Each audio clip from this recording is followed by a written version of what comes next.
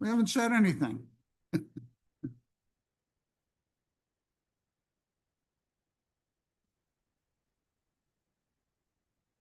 Okay.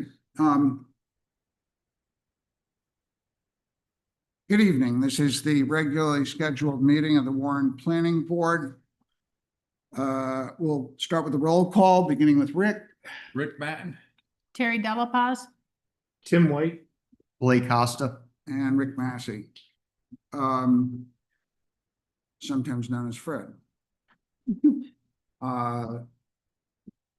The minutes we received beforehand, I wonder if we might want to wait until next meeting, because Jenny might want to take a look at them. Yeah, I'll make a motion to continue the meeting, so the next regular scheduled meeting. Second. All in favor? Aye. Okay.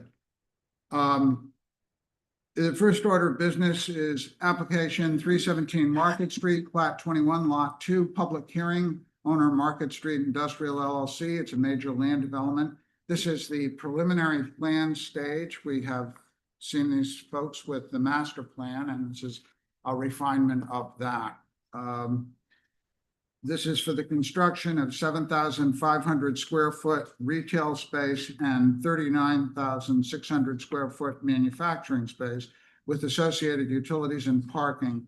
And the applicant is seeking zoning relief for maximum building height, lot coverage, and certain design standards within the rural business zoning district. So take it away, gentlemen.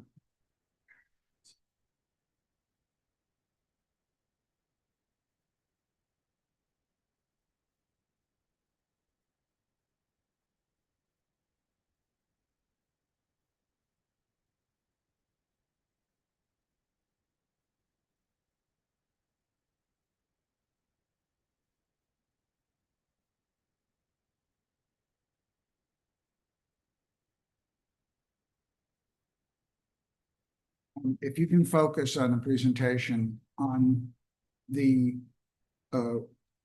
renovations or changes that you made, revisions based on the meeting relative to the master plan in the process of going through this, that would be helpful.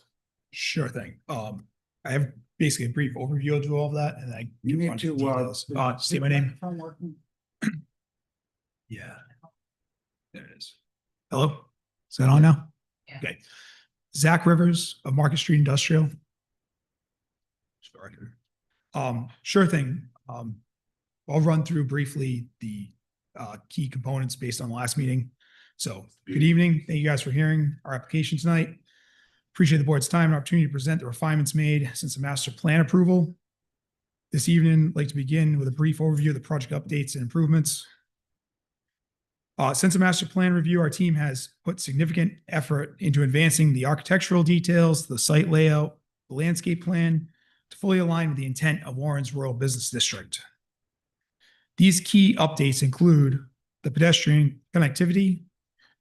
As requested, we've added a continuous pedestrian sidewalk along Market Street, which can be seen on that plan, and we can run through that in detail. Landscaping improvements. Working closely with our landscape architect, we've incorporated extensive greenery, street trees, and layered plantings throughout the site. As requested, we've also added a centrally located bicycle rack to support alternate modes of transportation. Building right here, which we can show the details on that too as well. As far as stormwater management goes, comprehensive stormwater system has been fully designed and submitted to Rhode Island DEM for their approval. Site lighting, our lighting consultant has developed a photometric plan that's included, utilizing full cutoff fixtures that meet dark sky requirements, but still providing adequate lighting for site safety. For parking, we have maintained parking, meeting the zoning requirements for these buildings.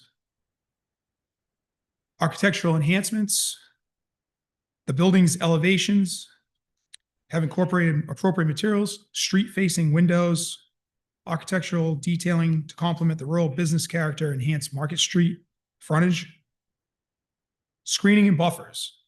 We've added additional landscaping and buffer plantings in order to effectively screen back of house areas from public view. And we can run through that on the landscape plan as well. And for emergency access and circulation, we've done a full site circulation plan that is included in the package as well. It's been reviewed with the fire chief, and he has issued an email saying that he approved that plan. In summary on these items, the team has worked diligently to deliver a final plan that not only meets the requirements of the Rural Business District, but also enhances Market Street and contributes positively to the gateway into Warren. We do look forward to walking the board through any of these improvements and answering any questions you have.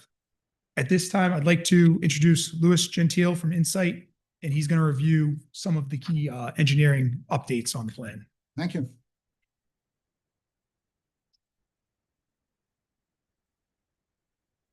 Good evening, members of the board. My name is Louis Gentile from Insight Engineering. As Zach mentioned, I'm going to present some of the changes that we did to the plans from our previous time presenting them. Zach briefly mentioned that we finalized our stormwater design, didn't change any of the intent, but we met all of the Rhode Island DEM stormwater requirements and submitted that application to the agency for their review and hopefully anticipated approval. We also worked closely with the fire chief to generate a traffic circulation plan. That's for the largest fire truck that Warren has, and it navigates in and out of the site to all the buildings. We have a diagram later on in the set that we're welcome to flip through if you guys are interested. It's also in your submission packets. The chief reviewed that and approved our design as is, so that should be good. Parking requirements are still being met on site. We addressed some of the landscaping concerns of adding a couple islands to the layout, but did not affect the overall parking count on the site.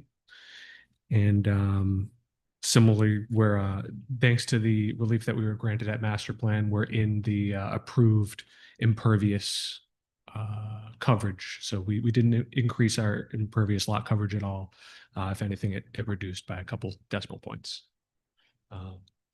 Mike Balderosi from as the owner is going to speak to you guys a little bit about the landscaping, and we'll go from there. Hello, everyone. I'm Mike Balderosi, managing member of Market Street Industrial. Unfortunately, our landscape architect couldn't be with us tonight, but I was hoping I could just walk through the landscape plan quickly.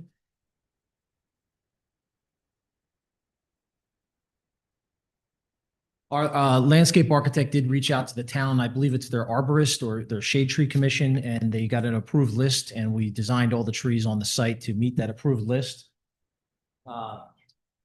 You guys can hear me, right? If I talk, okay. So along Market Street, we've added streetscaping trees to meet the intent of the code. So it's added all along Market Street. We've flanked our buildings with streetscaping as well. And around the parking lot, we've added several other trees just to kind of encapsulate the site. They're all upright trees, Zelkova, green vase. In between the existing building, which many of you are familiar with, and the newly proposed manufacturing building, we've added extensive greenery trees to shade the front and the back of house. So that basically from the public view, we consider this the back of house for the manufacturing facility. We wanted to shade, kind of screen that area between the two. We have some natural plantings that are existing, as well as some existing site grade contours that really shield the back of house from this side from our Schoolhouse Road. So you can't really see the back of house. We've also added, from what could be seen from Market Street, additional plantings along this way to their arborvitaes that will grow in full and green and block the back of house. At our new parking site, we have no spaces that exceed 15 before a tree is planted. So every 15 spaces, we've added a tree and an island. We have in front of the buildings and in front of the site signage, it's the site walls, stone walls. There's some small plantings that kind of flank the entrance on either side. And we flanked the corners of the property with a small site wall as well, in spirit with the code.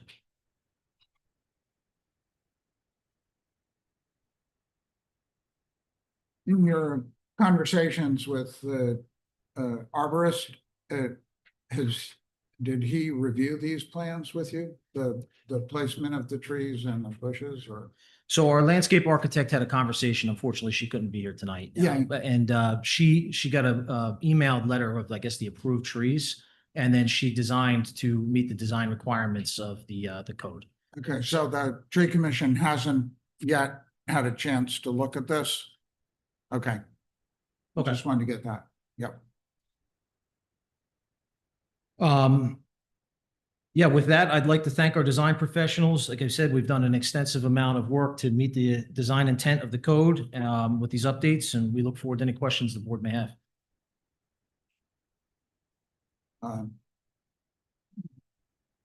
I get one concern that, interestingly enough, became a very important part of our decision-making on a recent application was the traffic issue and the increased volumes in areas that are already pressed certainly at times of the day. Schoolhouse Road and Metacom are both very busy roads. And well, the most difficult thing is coming out of Schoolhouse onto Metacom and turning Market, coming onto Market and turning into traffic. So Back.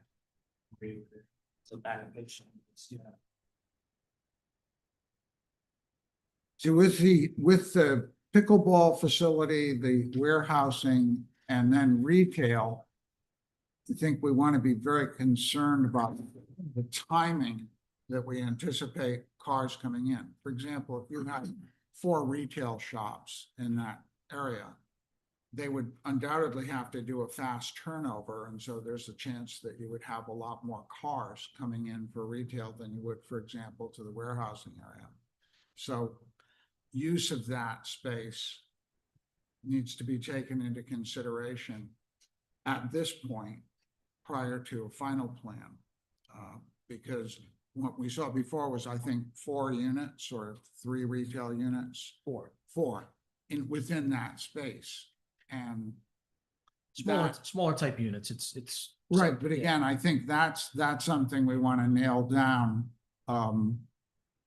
prior to full approval or disallowance. I mean, you've done a very good job here. I'm not suggesting, but that this is at risk, but this is a vital part of the whole, and I don't think it would necessarily take away from the value of the land and the proposal.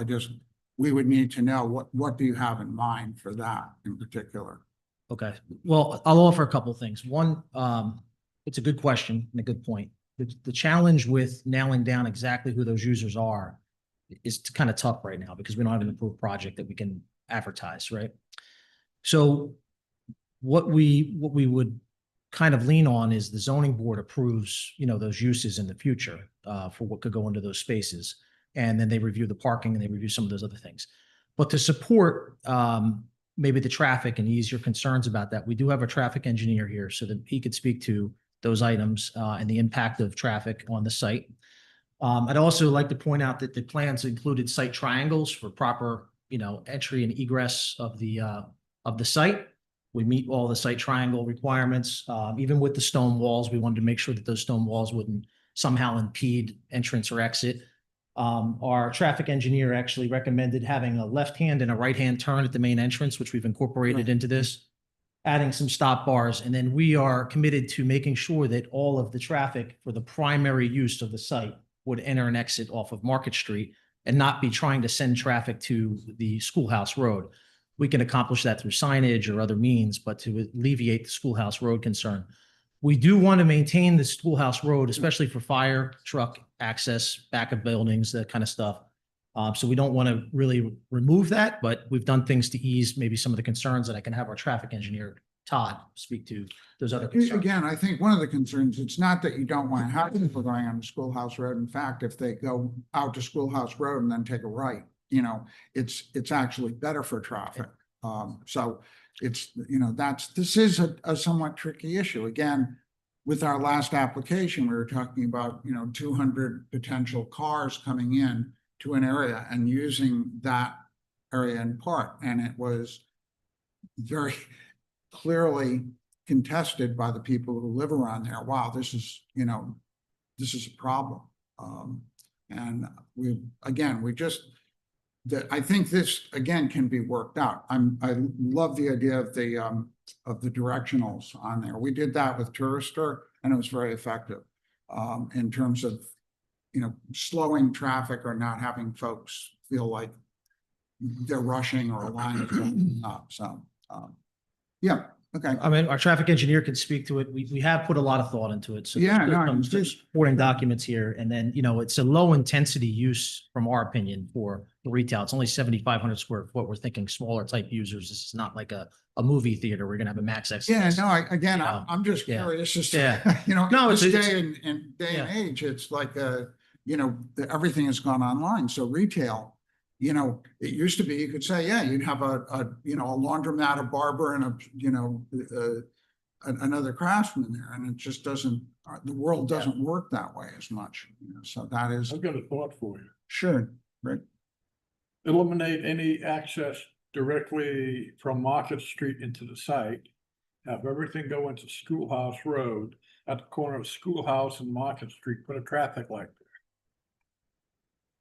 Yeah, first of all, that Market Street is a state road, yes? Yes. So, no matter I where. mean, I've recently dealt with this traffic. I mean, that's a big ass right there, the traffic light. I'm going through that right now with DOT and Yeah, I would hate to put that on the applicant at this stage. I mean, I think that traffic light would require a lot more. It would definitely ease a lot of traffic problems. Well, before we go there, maybe we could speak to our traffic consultant. He could fill in a little more color where I can.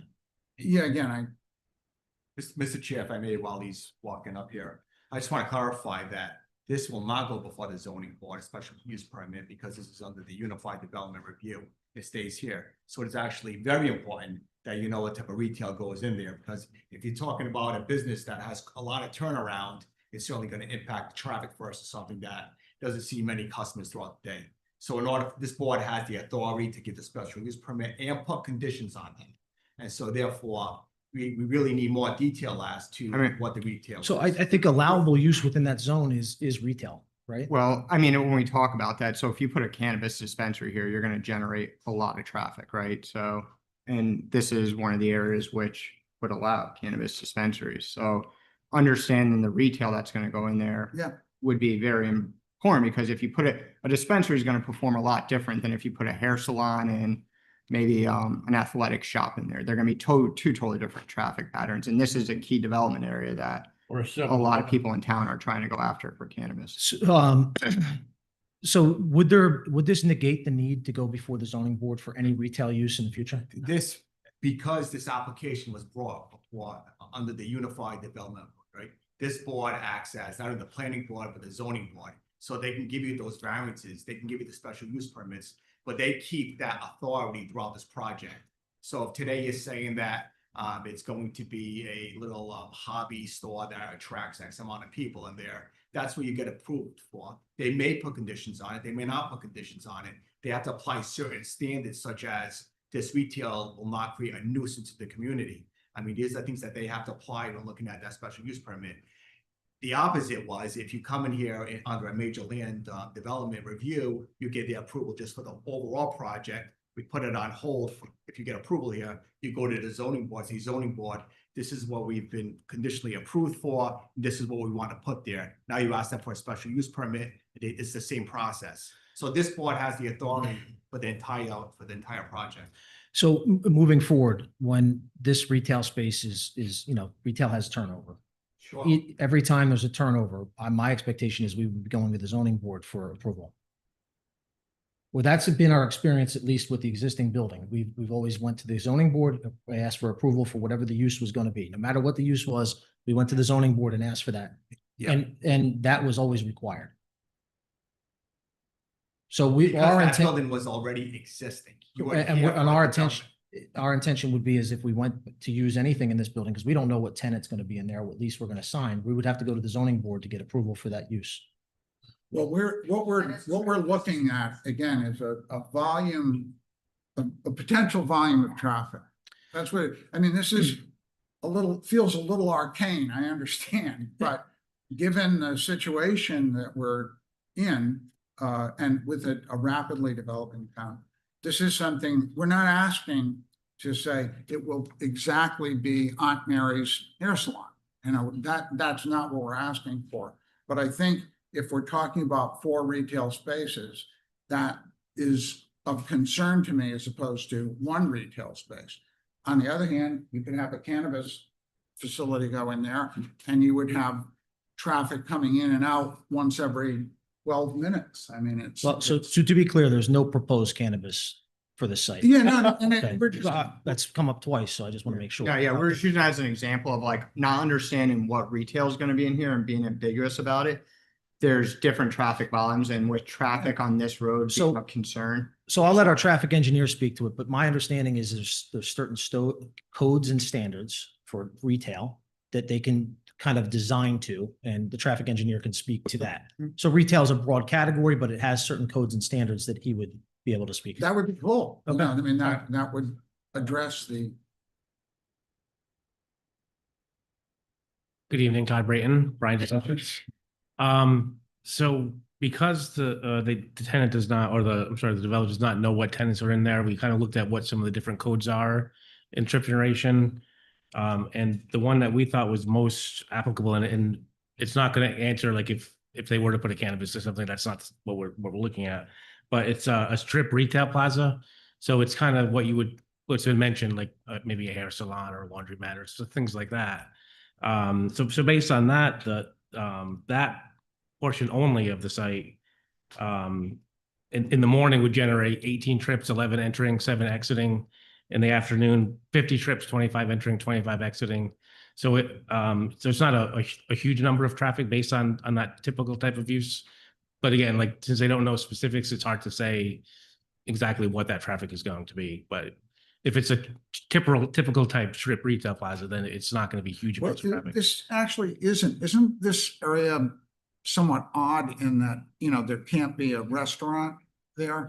I mean, there are certain retail limitations that you would ordinarily have in a strip mall. for Well, the example. strip plaza actually, it wouldn't include a restaurant. It wouldn't include some of those Okay, higher yeah, intense so, uses. again, it's already constrained in part by the existing zoning. So, you know, I'm hoping that we can zero in a little bit more on some happy medium, where we would say, okay, well, it's not the least amount of traffic, but it's certainly not the cannabis dispensary, you know? Right.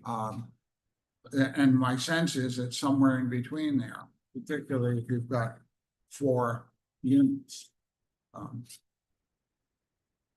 And typically when there are more units, 4 versus 1, it's likely to have uses that would generate less traffic. If you kind of put them all into one, then it's more likely to have more traffic just because it's more, I don't know what the right word is, but it can generate more traffic just because it's one bigger use versus these smaller uses. Yeah, no, yeah. Okay, again, it's not, we're not talking about this as a deal breaker. It's a way of carefully thinking through, you know, what's the impact of this thing? Because the last thing you want is a bunch of people saying, you know, why didn't they think of this? But in terms of traffic volumes for it, did you do a study of Schoolhouse Road or? So we looked at both roads. So in our report, which I think was submitted to the board, Yeah, the traffic volumes on Market Street are a little over 20,000 vehicles per day. So based on our trip generation for the retail as well as the manufacturing space, it's about just under 3% increase in traffic. So it's not a significant increase in traffic based on what we've been looking at. did you look at Schoolhouse Road as well, or? I don't have that in the report, but I know volumes, I think it's somewhere around 1,700 cars a day. And your impact would be? So as was mentioned, it's likely that most of the traffic is going to use Market Street. I think they plan on putting signage to kind of direct that. So If it were to have some traffic going to Schoolhouse Road, it's gonna be much lower than the total traffic for the site. So I don't know exactly. Be like 3%, it would be, you can't It- extrapolate. Right, yeah, so yeah, because Schoolhouse Road is a lower volume road, it might end up being a little bit higher in percentage, but it's still a small number overall. Have you talked to the police chief at all about issues on Schoolhouse or Market? I'd like to have his take on traffic. I don't believe, no, we haven't at this point. It wasn't really brought up until now. I think it was sent to him, correct? So he doesn't, isn't there a traffic commission that? Yeah. And just to clarify, so I guess we were talking about is kind of having a middle ground, maybe not that extreme, but somewhere else. Yeah, yeah. You did design pretty much sounds like to a middle ground.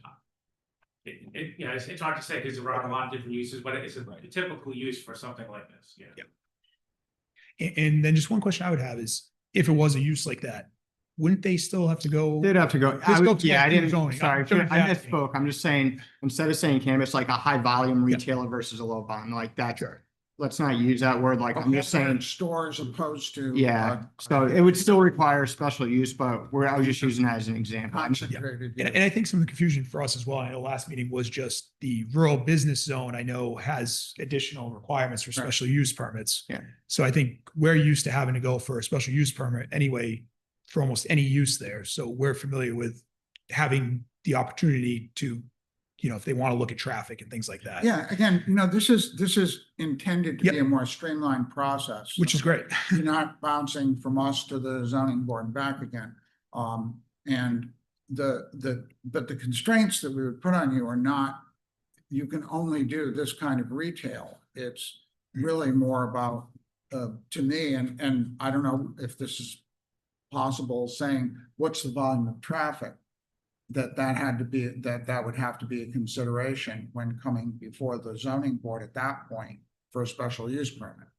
So the constraint would be a certain number of, it has to be viewed in terms of the number of cars being generated.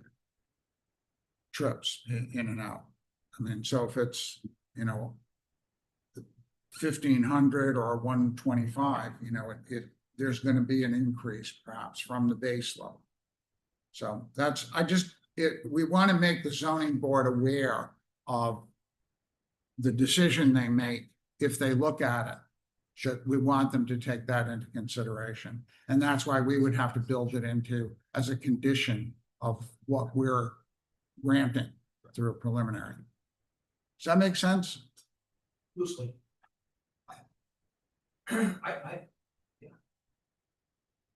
I just don't know how you put those guardrails on it.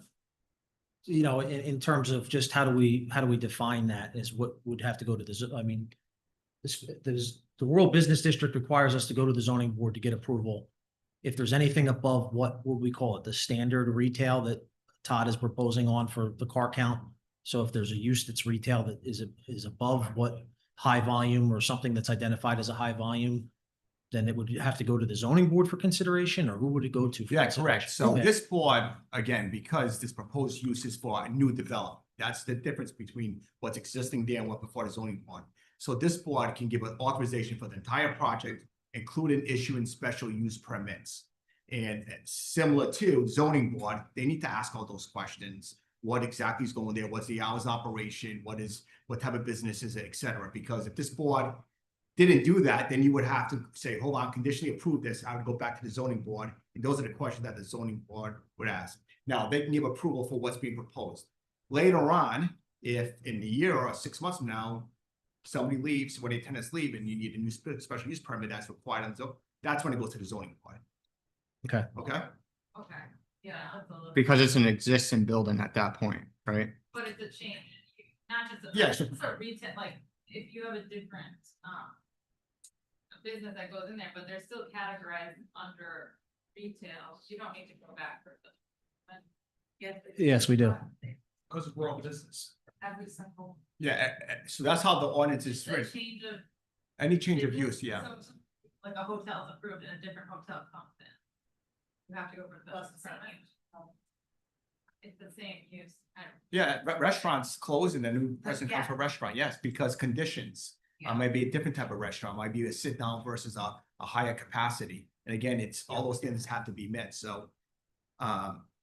So I mean, that's what- did I? Yeah, answer so your we're, question? we're not coming here for specific retail use. We're saying that this building is a retail use building, and we can't narrow down what that specific retail use would be, but maybe we could do that as part of the zoning application that we're thinking. So this is what I would say. Yeah, It would probably make some sense to, at this point, get rid of the special use permit application.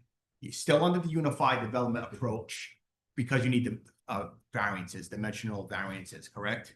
Therefore, you're gonna walk out of here with just the development approval possibly for whatever use you need or propose. Now you go to the zoning board and you gotta answer those same questions that this board is asking you later on for approval. Does that make sense? that's what we were anticipating. For the individual users. Yeah, For the individual, correct, yep. So you have to. So if the hair salon came in, they'd come usually. If the one that's requires in the rural business, that type of business is allowed with a special use permit, therefore you gotta go before the zoning board if this is approved here. For the retail building. I mean, That- from a that makes development sense. standpoint, would that be the most efficient? Because it allows them to build this and then say, all right, we don't have people we're putting in here yet. We're gonna come back. This is who we want to put in here, zoning board.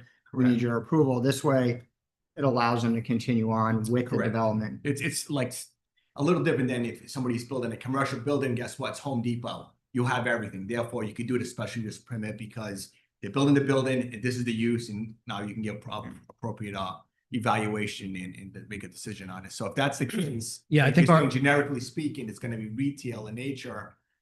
We will not, this board, I would recommend this board not give them any special use permit approvals, right? And if whatever you want to put there, gotta go back to the chart, see what's allowed, and go before the zoning board at some point. And just, I do believe, at the last meeting, the retail use that we were technically applying for in that zone was actually only for items made in Yeah. house, if I remember correctly.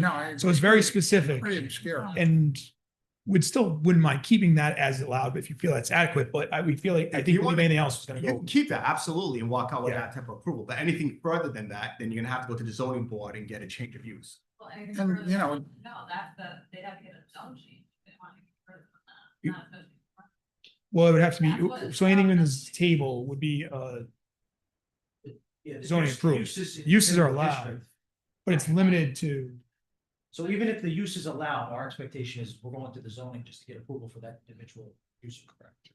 Yes. Even if it's allowed, we send a table within the chart, If it's pretty broad. Yeah. If it says you need a special use permit. Yeah. That's. Okay. Correct. But I would think it's just for the category, not the exact. You have to. We've historically done it on the exact business. but so we basically, right now, I believe the retail was limited to. Made per the ordinance, per the zoning. Allow this district is goods produced on site. Without going through, So that- without going And through. as a comment, you know, within that decision, that we want to be sure that parking and traffic flow is taken into consideration when the special use permit comes up. That's fine. I mean, we're just looking for a protection there, you know, in the absence of knowing what we're talking about. You know, we don't know the retail. It's fair. That makes sense. That's not clear. Sorry, I know we even get a little confused with this zone sometimes. Yeah, no, this is, I think it's helpful to know, because It's a little this is trickier there. going to be, now, in terms of, the landscaping, anybody got any concerns, questions? Is there anyone, I mean, while they're doing that, I just want to say, like, I really appreciate you guys listening to us on the last meeting and coming back with our input and making those changes. This feels like a collaborative effort. So although we're stuck on this traffic thing, we appreciate what you're putting into this and we want to work with you through this. So we're not trying to string you up or anything on this. Thank you. No, we definitely tried to really address those. yeah, and it's a freaky process. We haven't done this, you know, I mean, this is not something we're commonly involved in. It's something, you know, like with the comprehensive permit, that. Yeah. we're We're committed to being a good partner, so. Yeah, can we open the meeting as a public hearing? Yes. Is there anything else, or is it okay? I'd like to open the meeting, have a motion to open the meeting, Motion to open the meeting for public public hearing. input. Second. All in favor? Aye. Anyone have comments, concerns? My name is Liz Andriotti. I just wanted to acknowledge the spirit of cooperation. We really appreciated that the landscape architect reached out to us through the town planning office and gave us the opportunity to provide input and would be anxious to look at this and see how it worked out, the landscaping. Great. Thank you. Well, we haven't had a chance to look at it. We'll get back to you. Yeah, we can simply say that that would be something that you would engage in, between preliminary and final. Hi. My name is Sandy Simbab and I live on Pennsylvania Ave, which is the street. Simbab, Siembab. So I live on the last street. It's a dead end before Schoolhouse, going up towards Swansea. The traffic is already unbelievable. It takes me 10 minutes to get out of my street some days between 3 p.m. and 6 p.m. And especially with the school buses, so they start at 2. So my big concern is the traffic from my street to Schoolhouse at that time. It's just terrible. I wanted to ask what the manufacturing is going to be. This is the first I've heard of it this week. It's a series of units within the building for primarily, it's a model that's been used throughout the country. Service folks like the carpenter would have a unit that they would use, a carpenter, an electrician. That's the way that we've addressed these in the past. Yeah. I don't know what you folks have in mind in terms of that, So, I mean, is it going to be chemicals? Is it going to? anything like that would be strictly regulated by the Rhode Island Department of Health and the Department of Environmental Management. Yeah. And also what's allowed in that area. I mean, I can tell you that the regulations have become so much more strict than they were in the past. Because right now, where the pickleball is, that whole area abuts my property. I mean, I can see the lights from my backyard. So I'm concerned about how far back it's gonna go into that wooded area. So it's actually. If you want, look at my, but it actually is only on the other side of the property. So this is the existing one. So this would be the closest part to your property. Can you show that illumination plan you have? That's a Sure good thing. plan. Yeah. So this is where the new building would be. So it'd be on the opposite side of the property. Okay, it's on the opposite Yep. side. And this is in the front by Sip and Dip.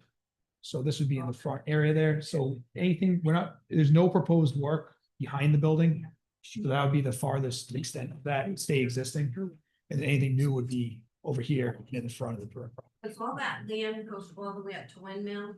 Okay. We have deer there. I had 2 deer in my backyard this morning. I did notice a couple deer back there and a tree stand. Well, I don't know where the tree stand came. I don't know where that came from. I don't know. Yeah, there's been lately, someone who owns 5 acres of that land has posted signs in there, no hunting. There's also people that, I hate to say it, somebody was living there a couple of years ago in the tent way back. But anyway, so my main concern is what they're manufacturing, if it is chemical, any kind of that. The traffic, I don't know. And also, Schoolhouse Road is known for people to go really, really fast. They drive like at Seacon Speedway. So I mean, this is going to be more cars, more traffic. Well, Speed level was reduced. But we need more police Well, this is, I mean, outside of like the land and the hunting and the deers, this area is, when we did the comprehensive plan, an area we saw as an opportunity for development in Mhm. Warren. As a gateway, when you come into Warren, this is the first thing you see. And this is, you know, when that plan was written, this is a prime example of, I believe, in my personal opinion, appropriate development. However, traffic impact, that traffic, I don't believe something like this would be driving new traffic to our town, but allowing traffic that's coming through our town a place to stop, a place to go. I travel Schoolhouse Road daily too. I travel Market to But you don't Providence. come out of my street between 3 and 6 o'clock and sit there for 10 or 15 minutes trying to get out.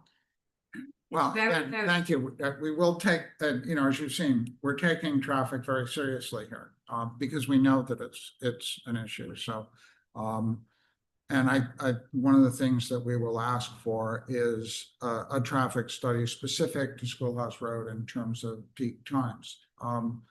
Just so we know, I mean, this is, as Blake pointed out, a good place for a good development. And this is a well thought out development and very conscientiously approached. And this is the kind of business that we want to deal with. But at the same time, we want to be sensitive to the fact that it is a small town and our streets are problematic, you know, to say the least. And there's no sidewalks there. Well, they are putting They're one putting in. one in. Okay, I'd ask you to, is there anyone else who, okay, then I'll close the public hearing. Motion to close. Motion to close. Second. All in favor? Aye. Mr. Chair, again, I still have the same concerns that I talked about 5-10 minutes ago about the uses. I think that the board can give the applicant an opportunity to come back with more specifics, talk about manufacturing, what's going to be manufactured, that type of specific information, so the board can probably put conditions on it if necessary in order to meet those standards. In lieu of that, they can say, we're not going to ask for any special use permits by this board.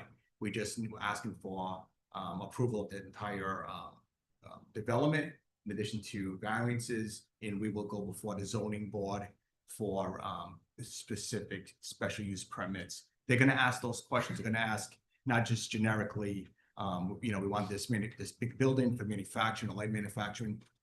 You got to ask those questions. You got to ask what type of business is going to go in there, what's going to happen with the chemicals, if it's light automotive, what's going to happen with et cetera, noise. Those are details that this board needs to have in order to issue the special use permit. Certainly can give it to the applicant if in fact they provide that type of detail in terms of the uses. If not, it's up to them and they can go before the zoning board. Yeah, I mean, to me, it's going to be a little bit less streamlined, but at the same time, I think it's going to be specific to the people who are coming in. And you know, ideally, the zoning board would be willing to entertain not just one at a time, but several. And they ask those questions that, so if they want to gather that information, if they haven't presented to this board, we certainly have the authority to issue a special. Right. What conditions. But However, just to give a blanket. it doesn't feel like approval. you folks are ready to say, you know, these are the particular businesses that we want to have go in there, you know. It's all I gonna mean, be I conditioned understand on that, you zoning know, it's board. reasonable.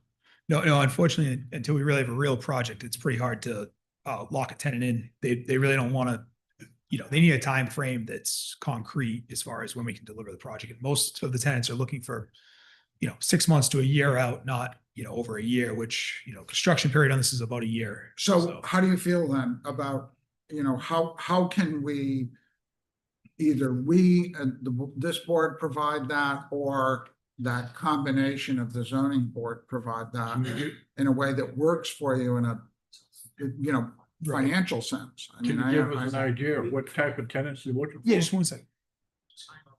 Sure. Yeah.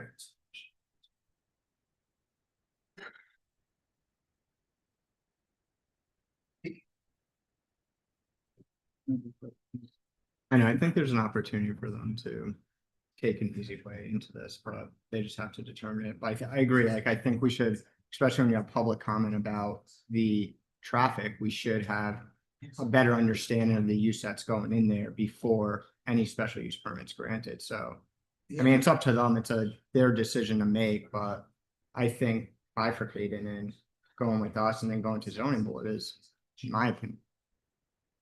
I mean, based on the conversation, how it seems like it works in the rural district, for the, definitely we agree for the, the smaller building, it's going to be hard to nail down the user. For the industrial, would like to keep that because we feel like somebody's gonna have to meet the zoning requirements for that anyway. But if that, if we had to, we could, change that. It'd just be easier to get a tenant, a larger, good tenant in there if we know that it's approved for them to go into that use. For the manufacturing building. As long as it's, because I assume that there's manufacturing guidelines, that anyone that goes in there would have to meet DEM requirements, environmental requirements, town requirements. You're gonna have strictures put on it by the state.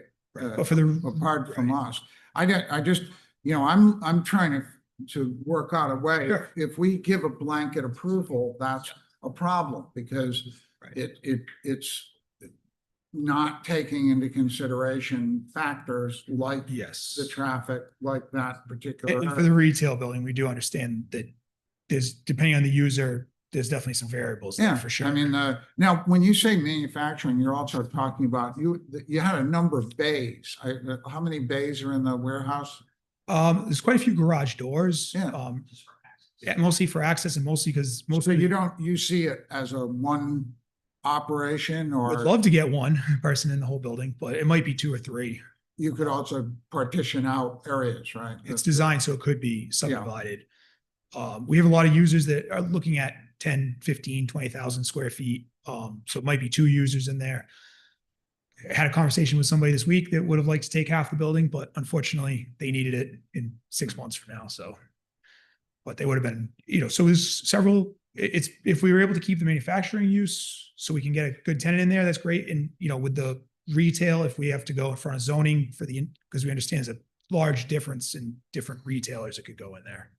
We do understand that. I mean, do you see, It's fine. Again, this is supposed to expedite the process. Right. And talking to the planner, I mean, or the town obviously wants to do whatever we can do and issue those permits and the variances if they find they just need enough information in order to make, the proper decision. I have to protect the assets of the community of the town of Warren, and I got to guide them in that direction. And that's when, just because you can hear from the public saying if there's chemicals, they have no idea what's going in there versus if they have some type of idea what's going in there, and then we can possibly issue that special use permit, obviously subject to the final approval, for that manufacturing. yeah, so we've got another bite at this apple, between now and final, obviously, right? It should be done a preliminary plan. Okay.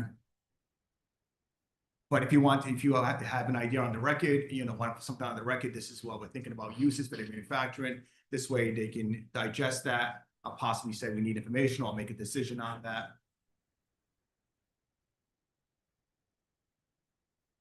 Yeah, I mean, without having a tenant, it's hard, but I mean, we're definitely not looking at, we're not interested in chemical manufacturing. Yeah, I'm trying to think of a simpler way through this. It's, I don't, we clearly don't want to give you carte blanche, but at the same time, the structure I'm assuming you're looking for, we need to build this thing and we need to be able to say to a tenant, we've got it and it's going to be done by 2027 or whenever it is, 2026, and these are the uses that you have. I mean, we're creating a mixed use here, really. And in doing so, I think we just need to say, these are the uses specific to this area. If I knew that, I'd say, yeah, well, okay, that's how zoning usually works. You have a list of, here's all the stuff that's allowed, and then here's the stuff by special use. So I don't want to bog you folks down in this at this point to move it forward. At the same time, I wish we could streamline the zoning process. I've got a question. What variances are you looking for? Just the approval of You this got phase of the setbacks project. or something that? There's no setbacks. The only items we The only covered was at item is the height? And the Master plan. coverage, the lot coverage. Yeah. right. Just 2 items covered at master plan, which was the height and the coverage. No parents. Yeah, no additional variances at this All point. right. So if we were to issue an approval for light manufacturing and retail, with the provision that all tenants, either manufacturing or retail, need to apply for a special use permit, would that be acceptable? We definitely understand on the retail 100%. I guess I'd have to know more about how the manufacturing is written in the ordinance for the town. It's just a broad category, as you know, the table, we're looking at the same table.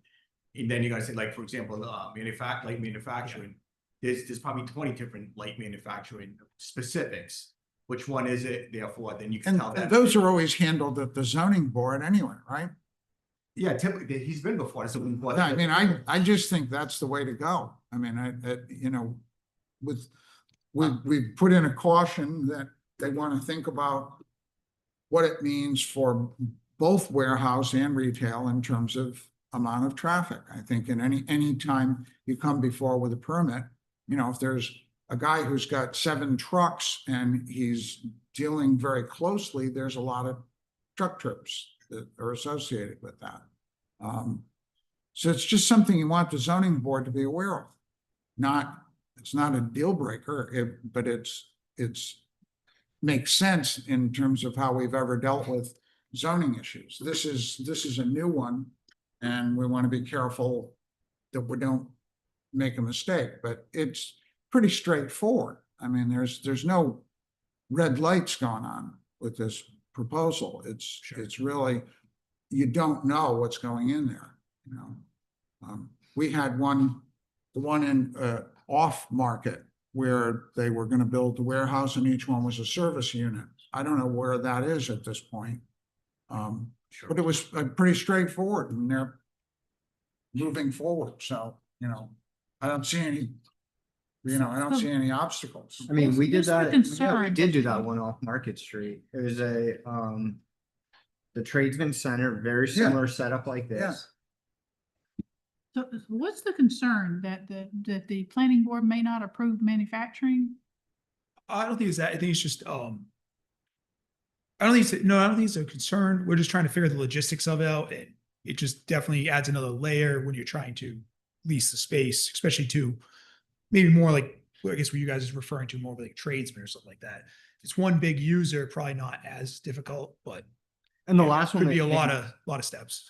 The last applicant was very clear. They're like, this is a tradesman center. We want to lease it out to the trades themselves. And I think you guys, it's a little bit ambiguous, like who you want in there. So I think that's the only concern I have. But like, otherwise, I don't, you know, from my perspective, I agree with the chairman that the retail, we do need to address that. And it needs to be the type of business going in there. It needs to take it into account due to the traffic on Market Street. But from my personal opinion, I don't see, because we've done this in the past and because it's allowed manufacturing there, much issue with that structure itself and the use. I would look to my fellow board members if there's any input. Yeah, again, we've made the issue plain. I think, you know, it's in every other thing, you know, when we dealt with the auto park store, we knew exactly what was going in. Every time we've done business with somebody, we've been aware of what the nature of the business is that we're doing. And it's rare that we're not sure, which it's an entrepreneurial endeavor, which is to be applauded, and, you know, looking intelligently at what could attract people. I get it.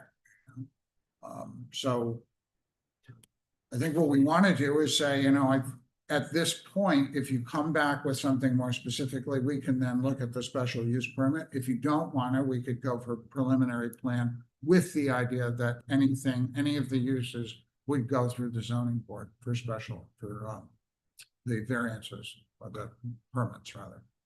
I mean, I think definitely, like I said, for the retail, it makes perfect sense. I'm not familiar with the manufacturing rules, so you know, I don't know what that would open it up to. Does the zoning board have to look at it? I would assume they do. Yeah, and the building official, yeah, so. Then they look at specific details as to the manufacturing to answer and put things in place to make sure that It's not a nuisance, it's a noise nuisance, Sure. a chemical Oh, yes. nuisance, a smell nuisance, et cetera. And that's why they need to know what, a little more, actually a lot more detail exactly what the proposed use is, so. We try to, again, they have the authority to give it to you, but if you're not ready for that, then maybe, Sure. If we were requesting, say we said, yes, we want to at least allow the tradesmen, but if we go to any sort of a more in-depth manufacturing, we had to go in front of them. Is that reasonable? Yeah, I mean, I think that would be adequate. We're just hoping that if we do it in some smaller uses, not to have to Yeah, I mean, put them what- through the whole Are you process. looking for something so you can go market this? Trying- Is that what you're looking for? Trying to, Is that number the one, end state? and number Yeah. two, just not trying to make every smaller user jump through Mhm. too many hoops either. they should be able to, there should be just the list that they can look at, right? And then this is essentially allowed. It's in this, the list is just a broad Yeah, no, I title, understand. then they Right. have to give you specific, but certainly if you want to put on the record what type of tradespeople, hours, and how you can deal with chemicals, if anybody has chemicals, et cetera, certainly they can entertain and possibly make a decision on that special use permit for that, the reason. If later on, after this is all decided, if you want to change it, then you go to the zoning board with the new application saying, Yeah, any different use, Yeah, you have to correct, go through a correct. normal process. Yes, In that zone. yes. So, yeah, I mean, we're open to that. We're I definitely think just trying to they need more figure it out, detail. work through it. They just need more detail if you want them to, rule on a special use permit.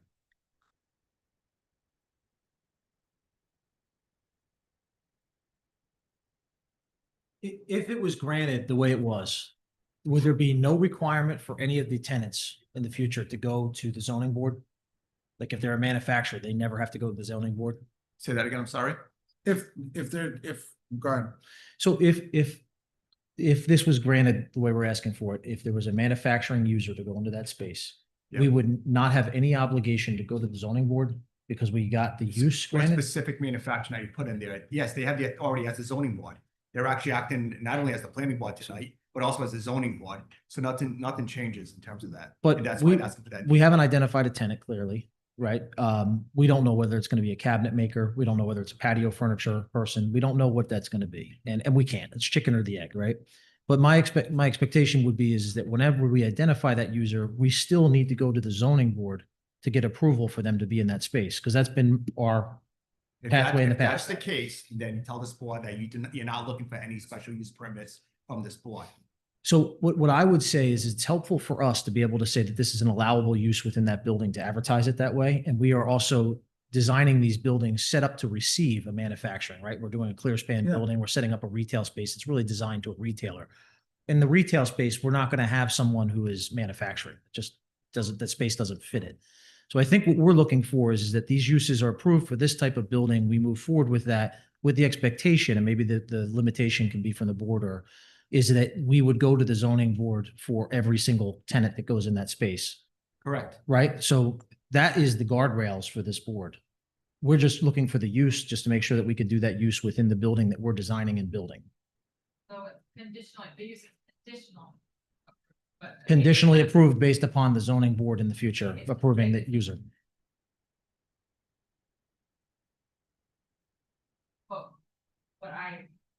If the computer caused tonight with the UDR, if they did approve a special use permit, you would not. That's where the caution came up tonight, where it was. wait What a if we minute, made it a condition that we'll go to the zoning board? So then, that's fine, but this board doesn't grant special. permit, So then this- the zoning. This board will not give you permission, issue a special use permit if that's what you're asking, but that's completely fine. So So you we're go at, from scratch to the zoning board and say, zoning board, this is what exact use we want to put in manufacturing or retail, and they would go through the same process as the applicant has in the past. all right, so apologize, I'm a little bit dense, but let me just, I think there's two pathways here, right? Pathway one is we get this approval with this use, with the condition that any tenant that goes in the space would have to be approved by the zoning board. That'll, No, no, I'm not saying that. no, I'm saying that. I'm saying, Yes. I'm proposing that. as This a board does possible not have the condition. authority to issue a broad special use, category, give you approval for it. So the only way that this board could approve a retail use is if we had the specific user that was going in that space. Correct. It's impossible for them to give you approval on a specific manufacturer without knowing what it is in terms of finding those standards that are set by Rhode Island general law. How can you make a finding of fact that it will not create a nuisance in the community? If in fact it may, I mean, they need to hear specific details in order to give you that, special use permit. I mean, if you are looking to market to a specific use, you can always come back and try to extrapolate on that and explain it and get approval for those uses. And now you have something that's approved that you can go market to your next customer, correct? But there's no pathway to conditional approval based upon zoning final approval. The whole thing will be conditioned on approval of zoning. In other words, you just add in another layer of board review. Which may not make sense if time is of the essence versus keeping everything before this board, because they have the authority as a zoning board and the planning board.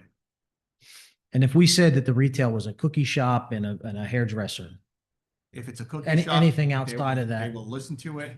They will make conditions if they, a hair salon, hours of operation, is there chemicals? What are they gonna do with the chemicals? What's trash pickup, et cetera, et cetera. That's what the questions the zoning board would ask in order to issue, yep, you have a special use permit to put a whatever, in the retail, allow you sector.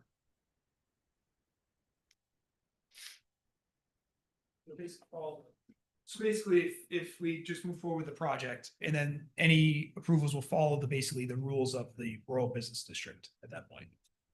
Would that be the simplest way? Yeah, I mean, Yeah, correct. So you will not get any approved We have to special try- use permits. You would have to go before zoning board to I get. guess we're just concerned that then somehow, we build a big building that's clear span and now manufacturing is not allowed at all. no, that's not. And gonna that's where we just happen. I mean, want I to make think sure. what we're on we're the same dealing with page. is existing manufacturing categories, correct? That are permitted through special permit. So there's rarely been a case where I've heard of somebody coming before the zoning board or the planning board saying, here's something we're doing, it's light manufacturing, and it's like, somebody says, no, we don't want manufacturing. I mean, it's the purpose of any decision that we make is to put the force of the planning board behind this as a good area for this in concurrence with the comprehensive plan that we just finished. This is what Blake was referring to. So what we're saying is, what you can get from this board, if you don't get the special permits because we don't have the detail, is this is the place for this to go, and the details need to be worked out, and they weren't done yet, but we see no problem. Approving the development project, I mean, those uses are identified on the plan. So like you effectively are saying, this is a manufacturing building, the retail Right. building. Yeah. You're gonna say, supporting those uses by, right? I mean, Yeah, isn't there if it- some type And of, the section 32-166, all use permitted business shall require special use. So manufacturing is permitted, right? Here it's permitted, it's there in writing, yes, but it requires a special use permit. Right. So, Once you have that specific. Yeah. so as I was getting back to, I guess, if this restriction, if we just went for the buildings, then the restriction would revert back to the typical special Zoning use process. required per the rural business district. Correct, So we'd go back to. compliance. correct. So I it's a think we- I permitted think that's use. fine with us. I Yeah. mean, we understand the complications. Sorry, it would take us a minute to digest it all. No, no, it's you're- I mean, we're dancing in the dark. This is here. a team effort, All working right. together. As long as we're all working through it, thank you. Yeah, no, this is not, I mean, this is We appreciate it. territory for us. Yeah. I think we understand now. Sorry for the. At the same time, I think, for instance, at our last meeting, we had 3 zoning regulations come through from the town council. We put those in immediately, made the changes, it went to the town council and it was done. So zoning changes, the town prides itself on helping businesses that are good for the town. So I don't see it being an onerous process. But I'm not promising anything because No, I understood. I think it makes sense. It just took us a second to digest because we're designed all of our parking, everything around. This is a retail use. This is the amount of. Yeah, and parking again, I spaces, think, this is- overall, we're saying that makes sense. Yeah. It's The devil is in the details, and the details are not here yet because you're not, So then I think we propose to drop the use request. Does that make It would sense? follow its usual. Pathway. yeah. That should have been the next, step, like, explain that out, right? That has to So go the applicant out. still needs to get a special use permit for any of the permitted uses in that area, including manufacturing, including retail, including bulk repair, et cetera. You still need. to Like a get condition of special- approval for that, right? Yeah, correct. You still yeah, need, yeah. yeah, correct. okay. So it still follow, basically they would follow the rural business. District. We just want to Got it. follow. Correct, Yeah. correct. We just fall back into those. We understand. We're good with that as a condition of approval. Okay. And sorry, we all had to go. But, this is, as Blake said, a very well thought out and a good plan. And I think, there's theoretically, I can think of any number of people who would, want to go in there and do work. And if they meet OSHA standards and the Department of Health and Department of Environmental Management, you're going to be okay. It's not a big place, so the possibilities of creating a lot of waste is, almost nil. And you're not gonna Building want it. fireworks. Yeah, the fireworks. Okay, so at this point, Yeah. I'm sorry, what? Can you just walk us through the design changes? So we did? the architectural design? Sure, yep. So I'll start with industrial Look at that. manufacturing. Oh, cool. This is a rendering, of what our potential finishes would look like, as well as the building features. I would like to point out a few things on this building. For your design requirements, we have street level windows. At the front, this space is Market Street. We'll also return those around the side. As you turn to the landscaping plan, I'd just like to point out some considerable thought is going into the placement of those windows and creating the front of house and back of house. So those windows, this is Market Street right here. Those windows wrap the front and the sides, and they end at our arborvitae edge that kind of marks the back of house. And the same thing around this corner. The windows end here. You can kind of see there's a evergreen tree here that blocks the back of house. And that evergreen hedge goes completely across, although this rendering doesn't capture it, it doesn't extend past. We've broken up the facade with different materials, just as per your design criteria. We have some stone at the base, stucco finish, and then some vertical siding.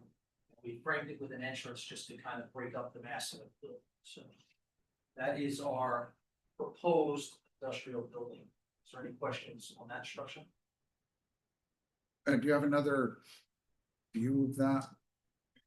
So unfortunately, I don't have the full view on the plan, so we did submit it. Yeah, Yeah, yeah, okay. I have one for the retail building that I can go to, but I don't have any more views. Yeah, okay, Is that no problem. No, I've seen it on the plan. It's just, Helps in the renderings. yeah. This is actually how we're gonna show. As far as our retail space goes, again, we went with the street level windows facing Market Street. We broke it up with some masonry, some stucco, some cedar safe siding, and we have slope roofs on both buildings. So slope roofs, we kind of broke up the peaks. And we tried to articulate the front facade by having a jog in and out with some features. That's the extent of this building here. The back of house, everything to the back of house is kind of the same, but it's just because it's facing our pickleball facility right now, and actually it's instead. This is a metal roof, correct? That's a metal roof on that structure, and then there's some metal pin roofs here, and we broke it up with some asphalt shingles. So we try to incorporate different materials to give it some interest. Yeah, no, very nice. We talked about the massing on the warehouse, got a nice, you know, it's interesting as I'm looking at this, I'm thinking, you know, like Vision World. Okay, I could see some, you know, I mean, it's like trying to picture the tenants that you could get into a place like that. How large is that retail space? It's not very large, 7,500 square feet. Is it possible to combine them all? So it's flexible for a user that may need two spaces. For example, if an eye doctor wanted two spaces or something like that, it lends itself to some flexibility. What you Okay. need to do is grow the position of it. All right, Cell phone carriers fit in there nicely. Guys, retail, goods produced on site. right. Okay, no, we're not making cell phone. No, I know. I mean, that's the cookie manufacturer, the bead people, Barber shop. But an eye doctor is allowed? not a huge amount of money in there. No medical. Well, but that's something that can come before the zoning board. But that's something that can come before the zoning board where they can say, look, you know, we don't have the maple sugar candy maker, but we do have, you know. And that was one of the conversations last time is we said retail, even though obviously maybe an eye doctor, but we went with the more restrictive for the parking as well, to make sure we were covered with those. Yeah. Great. Can you talk a little bit about the sidewalk and how you plan on constructing that and the materials being used? Yeah, so this sidewalk is actually gonna fall under Rhode Island DOT. It's gonna require a PAPA permit for us to do this work. It's right against the roadway. So it'll be constructed it'll be reviewed by Rhode Island DOT and constructed to their standards. Sidewalk. Right now, there's an existing sidewalk that runs along the front of here, and it's asphalt kind of deteriorated. Oh, halfway. Yeah, Yeah. about halfway. It doesn't really go anywhere, but our sidewalk would extend from the corner of Schoolhouse all the way down to the Sipin dip. There's no sidewalk to the left and right of us to receive it, but in the future, Yep. hopefully people can have. a Well, and sidewalk. again, you know, you're to be commended for doing that. I mean, it was, So that's the sidewalk. We did add, we spoke, I think you asked for the bike rack. It's great. I think It's- we did add a bike rack over here. We have a sidewalk in front of the buildings to help pedestrian traffic as you park and walk around the building to help the circulation. The sidewalk connects here all the way along this building to the other parking lot as well. So we've made sure to connect all the parking lots with sidewalks. Does the And sidewalk where's the- go down Schoolhouse? And to Schoolhouse. Okay, so it doesn't go, No, it was just around Market Street. I believe the requirements. okay. It's a lot of sidewalk. About Yeah. 500 feet. Well, again, you know, a thoughtful response to our concerns, a bit of a curveball in terms of, you know, our understanding about what we're being asked to do and what role we play in that. And then, you know, made that clear that we, you know, could do this, but we would need much more detail. And at the same time, I understand what you're doing here and, you know, I can see why you would want it. 'Cause it's, we're looking at zoning regulations. This is the kind of thing that at some point, but that doesn't help you. That's way down the line. Mr. Chair, just two things just to consider is if you want to hear from the tree commission, it should be done prior to approval of the preliminary plan and not at the final plan. That may give the commission an opportunity to look at what's being proposed. In addition, it gives the applicant an opportunity to possibly come up with some uses that this board can give a special use permit before they even, you know, before Well, how about if we I don't think we could have combine- mental use, So I don't. think- okay, I just, I don't think there we- was some time there, and I was I'm thinking if in fact you had somebody lined up right away, you could the board can allow the tree commission to come before the board and make some comments about the plan. In addition, it gives you that 30 days to come up, hey, we possibly do have this, or we do have this person ready to go. No, We can- it's- okay, I was just thinking, No, it's helpful, but it's, okay, every user who comes to us needs next month. Yeah. It's too tough. understood, So it's a chicken and understood. egg I just. Yeah, I mean, thought we it was an could, opportunity. If there's a world in which we could make it conditional upon their approval, we've gone above and beyond to reach out to them, get the tree list. You have a very good landscape architect who's incorporated more trees than are required. I feel pretty confident in this and I'd be happy for the feedback. Yeah, okay. No, I mean, I that, agree with that. I mean, I'd love to find a way to say, hey, we are entrusting you to work with our tree commission. right. As you have already been, and if there's any other recommendations, take the appropriate steps, maybe to. Yeah, I think that's, you can also, that's, put it as a condition that, you know, they have to meet and they have to give a positive recommendation in order to, satisfy that condition. Yeah, we're happy to do that and adjust things that make sense. okay, great. Any other conditions? I do just want to ask, because it was brought up about the lights, can you just, so the lighting of the rear of the building, you have the same fixtures as, No. It's on that side. Like 3 sheets. not to belabor this, but I do think it should be addressed. So that's fine. Can I just explain this? Yeah, real quick? please. So on this lighting list, there's an existing building, so we just have what's called BTR, existing to remain, so Yeah. that's the existing lighting space. Okay, That's on the existing building already currently in use. Everything that's proposed is shown as these A fixtures, which are fully shielded. Mhm. And they have like hard cutoffs where they stop, and don't extend beyond the property line. They also are not like a fixture that you can visually see, like, unless you're standing underneath, Right. so they're shielded down. Fixture type was put on here so that everyone can see what being approved as part of this process. And what it was designed to. I find that satisfactory. I just think we should address it for the record, so thank you. Sure. And yeah, so that they're dark, ensuring that they're dark sky compliant. I know you said the fixtures are shielded and down from facing, but the amount of light coming from them might be, They're full cutoff fixtures for the dark sky.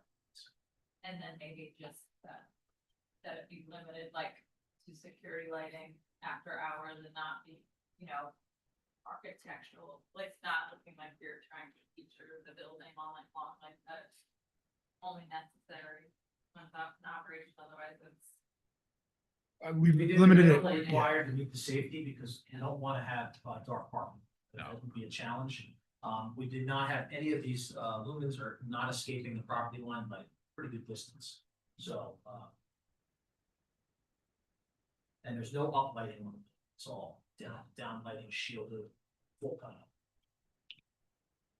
Are you doing and do you have any signage plans outside of what you showed on the building? We have a Nine proposed, signage. proposed signage location, but our intent is to come back with a sign at some later date. Yeah. With a user. We don't have a design yet, we don't have a user, we don't. I think that's The a, location that kind of fit with outside of our site triangle, Yeah. we wanted to make sure that it could get incorporated.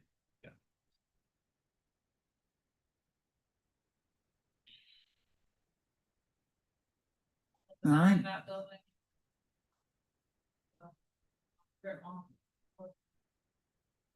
I'm really I really like how you broke up the massing on the industrial building. I don't know, I'm not a design guy, so I don't, I look to other people, as far as the retail, how we feel about the retail. I think that came out very well.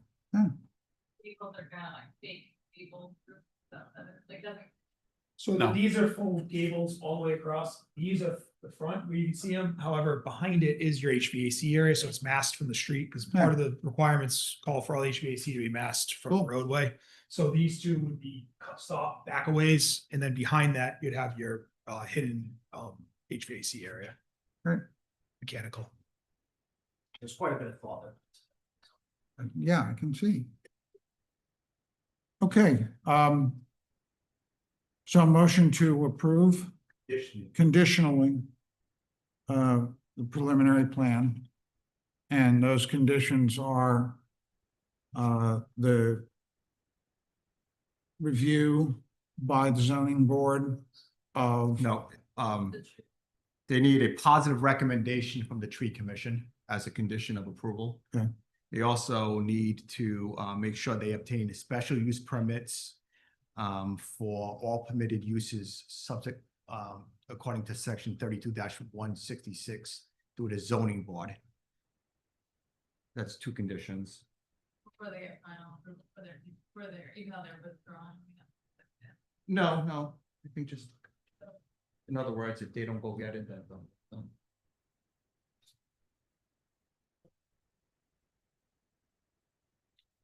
I don't know, I'm still a little You're thrown right. off by disclosure to that. They- Okay, so. They just have to. Yeah. They just have to comply with section 32-166, the language there. So our intent would be to get approval, build this, construct it. Once we have a user, we're gonna go and get the zoning approval. That's exactly. All the rules. Yeah, So it's not that They can't. we don't need zoning approval to go to fine. correct, Okay. correct. So- Yeah, that's fine, but just know that these are the permitted uses, and for any particular use, you gotta go get a special use permit Understood. according to section 32-166. But not prior to a building. Yeah, permit. correct, Okay, correct, so yep. we're wording it, yes. So the conditional approval right now for positive findings from the tree commission. And the applicant will return for a special use permit in accordance with section 32-166. Correct. Anything else? No, Is there a formal application process to the tree commission, or we just schedule a meeting with them, or does it? I think it was just a sheet, so.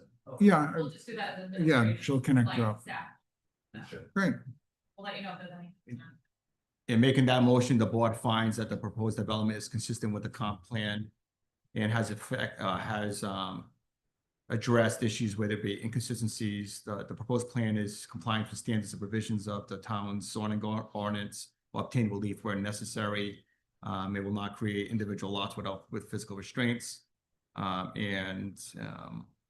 It will have adequate physical and permanent physical access to a public street.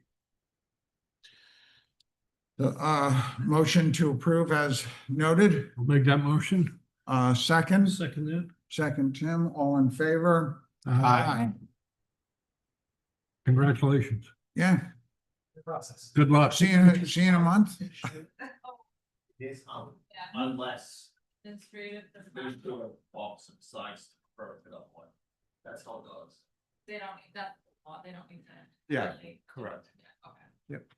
I'm sorry, what was the answer to that? It's So administrative. Rhode Island general law says basically final plan goes to administrative officer unless they refer it to the. That's Rhode Island general law. Excellent. Thank you all. Thank you. Thank you, gentlemen. Thank you for your time. Good luck. I know it took a little while. You did good. Morning. I know. All right. Awesome. Like potty break. Thank you again. Barry, we got time to go to the bathroom before we start. Sure. They got a minute, maybe, how much is one? Oh, okay, so then that. Hard copy.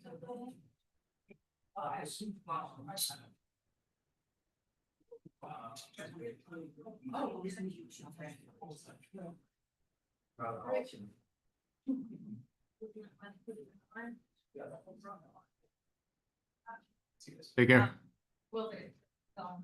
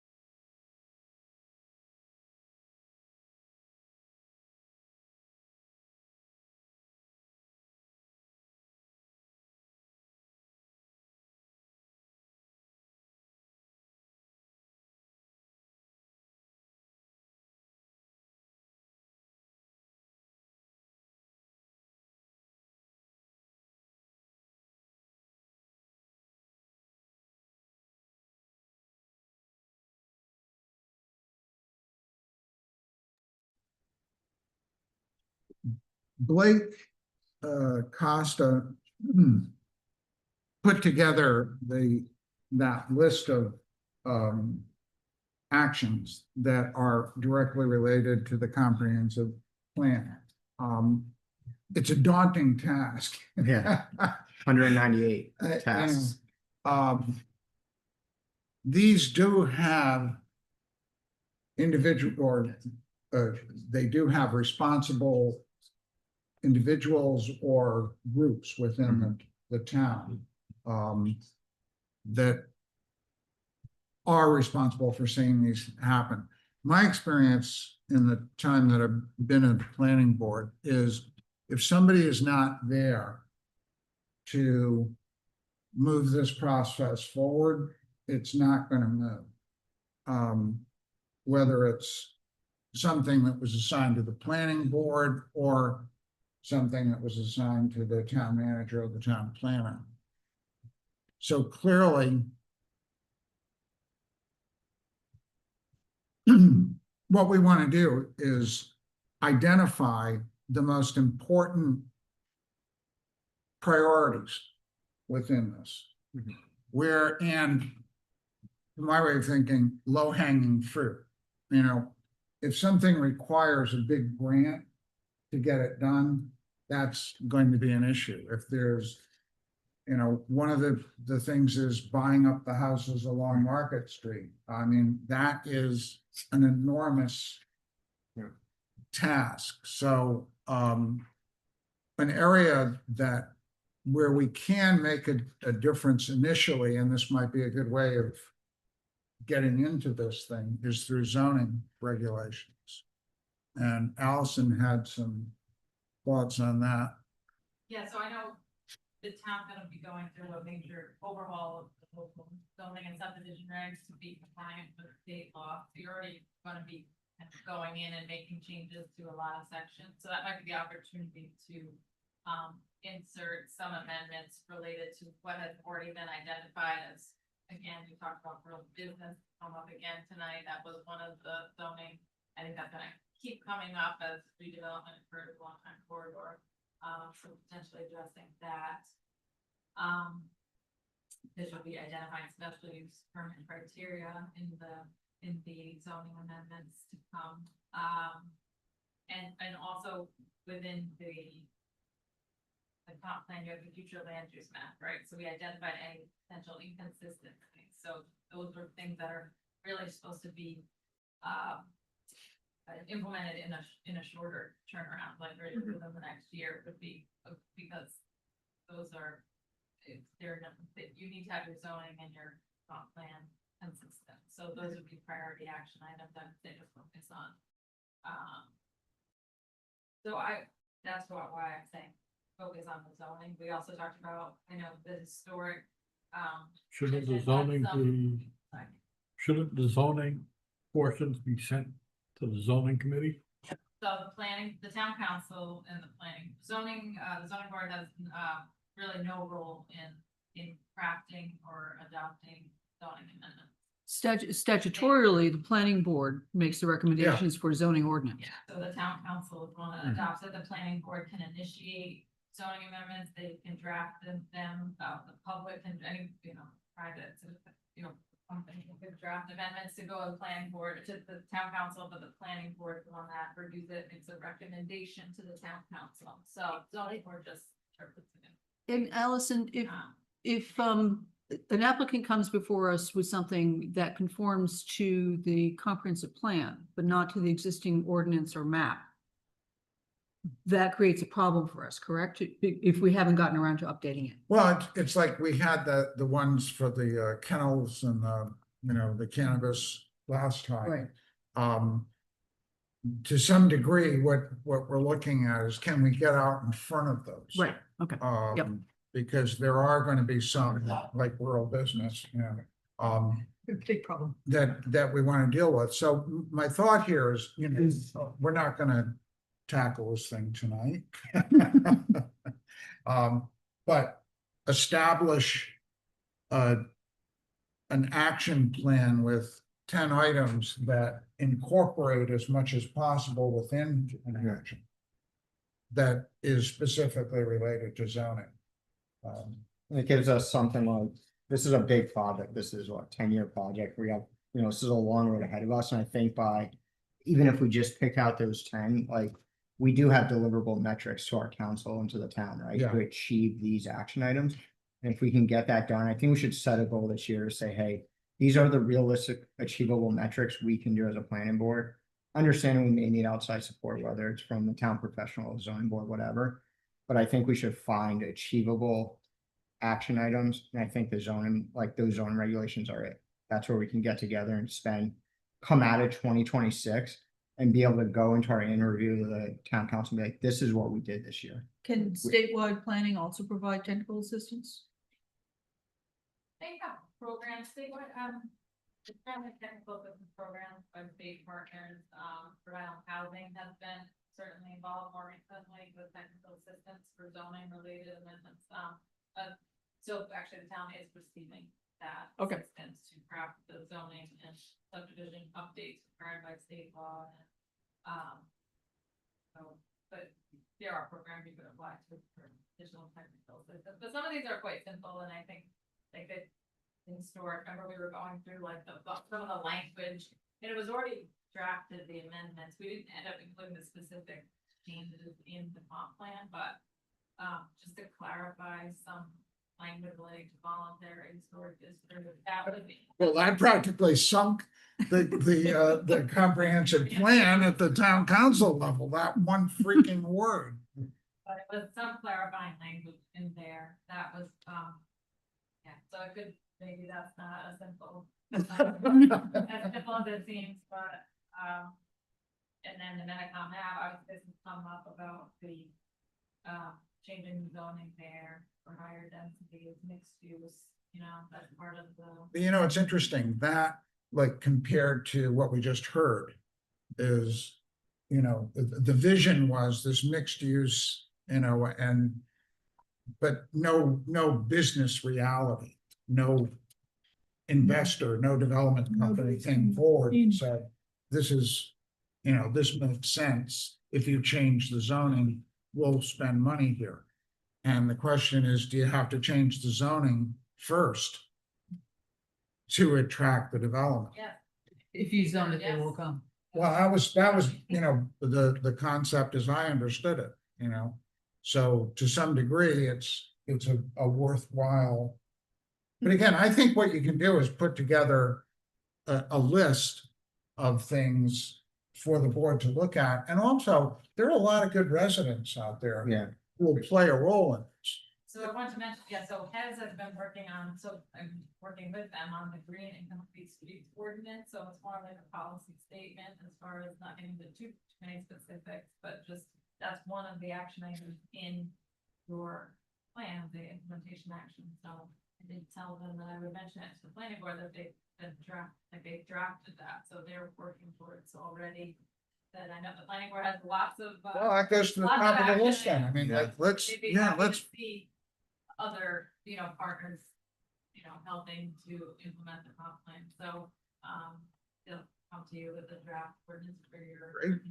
And The council has also appointed the stormwater and drainage ad hoc committee. So if there's any items on there that are drainage issues that maybe could yeah, get pushed definitely.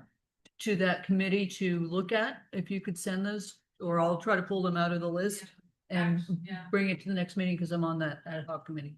That's a great point. So in implementing the comp plan, what the planning board could do is create kind of a memo from the planning board to each of the actionable items based on the responsible party, right? We have assigned a responsible party. So to certain department heads and to certain Right. committees, make it easy for them. We can sort that table and say like, hey, here are the action items, please, work towards implementing these, and then, and also annually check in, right? Say, Well, how's that going? Buy-in. Are these priorities? Did you try to implement them? Why or why not? We can pull them into planning board and say, hey, this is, we can give the directive, these are what we need, and then pull them in for a meeting and say, hey, where are you at? What support do you need? Where are you going to be at in 6 months? Okay, great. We look forward to seeing the updates in 6 months. So you're thinking maybe like, imagine we're looking at this table A through E, you had column F, and that F is responsible commission or body. And then now we're able to delegate it out. And then we say, after we have, all right, we have a responsible list, then the next section is, all right, we're gonna pick the top 10 from this list. All right, this is a top 10. Most of them live with planning board. We have 3 with historic or zoning. Kick them out, bring them to board, put them on notice, like we need to start working towards this as a group. Do you think that might be a good course of action?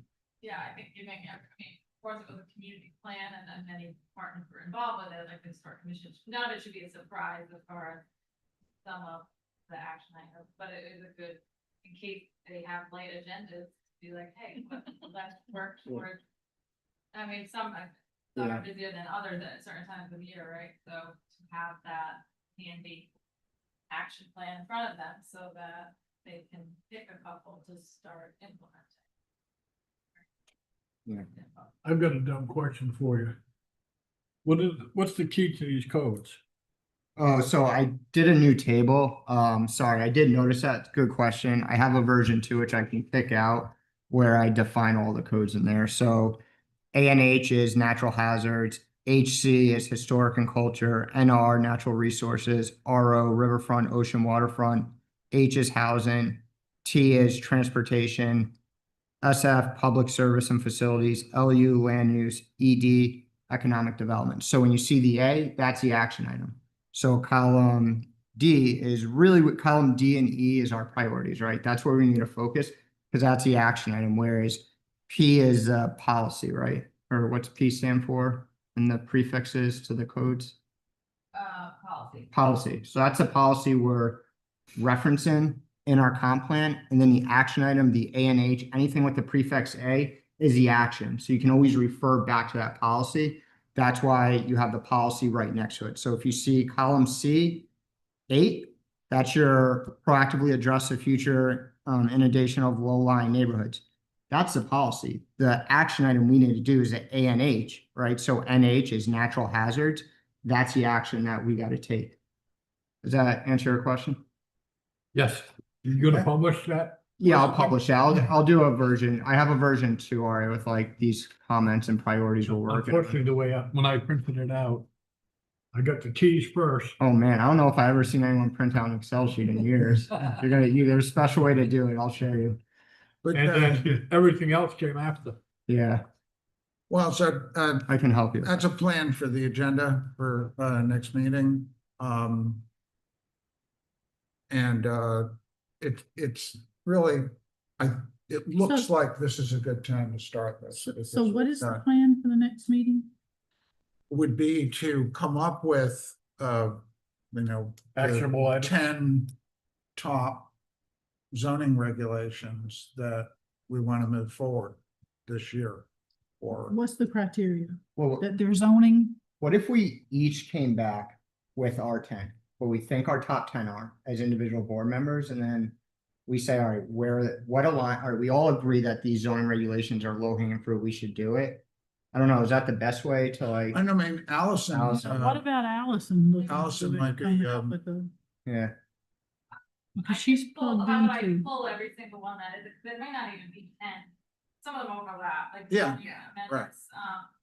So I can give you the short list, I'll give you the list of just zoning amendments. Right. And then I'll maybe try to rank them based on what I hear from, like, I know. What I've heard might be more. of a About the concern or most needs to be cost addressed. effective to the least. And then you can then review it and give comments, say, no, you know what, this zoning amendment, I think is more of a priority, let's move that forward. Great, Mhm. I like that. okay. Okay.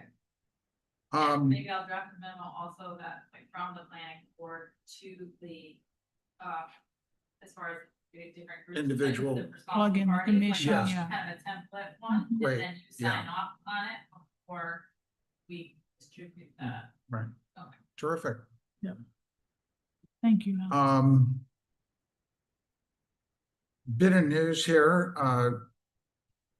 that word is, after 17 years on the board, I've decided to step down. my next term came due in 2026. And, it wasn't an easy decision because I really love what we do here. Sometimes, and it's been really rewarding. I've learned a lot in this process. It's been really enlightening to come in with an attitude or an idea and then to find yourself morphing as a result of the facts and the evidence and time passing. So it's been really good. And the comprehensive plan kind of kept me here longer than I necessarily expected, but it was my decision, and I'm happy that I did it, because we saw this thing to an end, but what an agonizing process. On the other hand, we've got an excellent program, and it's due to, working with folks, and I feel, really grateful that I had the chance to work with all of you, and I feel comfortable, quite frankly, turning the child over. Because that's what it's become to some degree. It's like you nurture the thing. You know how I feel about the comprehensive permit. So there's really no need to beat that dead horse. I hope that Settlers Green decision that we had, which was unanimous. I mean, that's powerful. And everybody had something important to say, and I thank you. There hasn't always been that way on the planning board. And the show of engagement is incredibly important. I had folks in the past sit on the board and they would say, I'm voting against it. And I'd be like dumbfounded. Like, why? And this board tells you why. And that's important. You've got to have a reason for doing this, and it has to be based in the sound documentation of certainly the help of Ben and Allison. Incredible. I've been very grateful. I've been working with Tony DeSisto, his office, and Tony himself for all of this time. Really important to get the legal view, the understanding of something that we're dealing with, because we've had very few suits as a result of planning board decisions. And that was not the case before. Quite often, the planning board and the zoning board would make decisions and not have them based in sound legal principles. And that's why I always look to Ben and to Allison. I want to know if we're doing the right thing, because they're not determining where we're going. They're giving us the highway to drive down. So it's been good. I really appreciate everybody.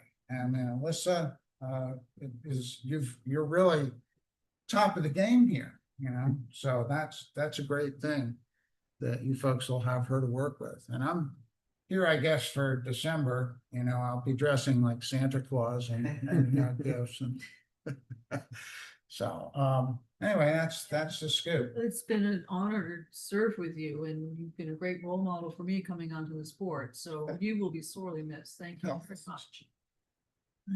Same from here. Yeah, it's been a joy. It really has. More often a joy than a trial. I've got one question for you. Yeah. Do we have anything that we have to present to the council at the end of the year? Any reports or? Yeah, Alyssa's gonna handle that, which is another reason that she's like a goddess.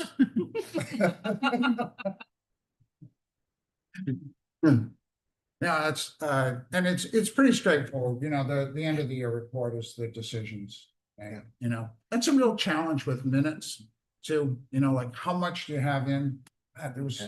When I first started here, the minutes would go like forever. And then someone sneezed, like, who cares? So it's gotten down to, statements of fact and decisions. So with that, ready to adjourn? Motion to adjourn. Any public comment? Anyone? Anyone care? All right, Motion to adjourn then. yeah. Second? All in favor? Aye. Thank you.